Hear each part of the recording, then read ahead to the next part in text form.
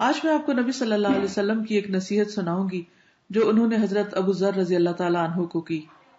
اس میں ہمارے سیکھنے کی بہت سی باتیں ہیں. مشکات میں ایک حدیث ہے.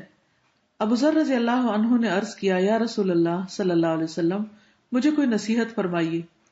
آپ نے فرمایا، میں تجھے اللہ کا تقوی اختیار کرنے کی نصیحت کرتا ہوں، کیونکہ اللہ سے ڈرتے رہنا تیرے دینی اور دنیاوی کاموں کی خوبصورتی اور آرائش کا باعث ہوگا. میں نے عرض کیا، کچھ اور فرمائیے. آپ نے فرمایا، قرآن مجید کی تلاوت اور اللہ کے ذکر کو اپنے لیے ضروری قرار دے، اس لیے کہ وہ اللہ تعالیٰ کا ذکر آسمان میں تیرے ذکر کا موجب ہوگا اور زمین پر وہ نور معرفت کا باعث ہوگا.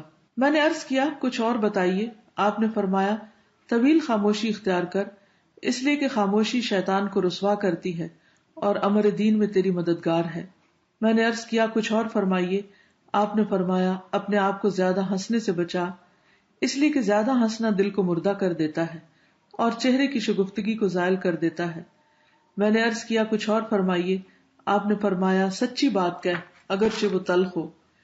میں نے عرض کیا، کچھ اور فرمائیے. آپ نے فرمایا، دینی امور کے اظہار میں کسی ملامت کرنے والے کی ملامت سے نہ ڈرو. میں نے عرض کیا، کچھ اور فرمائیے. آپ نے فرمایا، جب کسی کی عیب گیری یعنی عیب اچھالنے کا خیال تیرے دل میں پیدا ہو تو اس کے اظہار سے تجھے تیرا یہ خیال روک دے کہ مجھ میں بھی کچھ عیب ہے.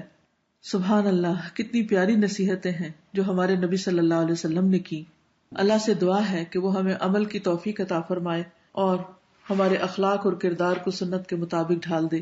السلام علیکم ورحمۃ اللہ وبرکاتہ.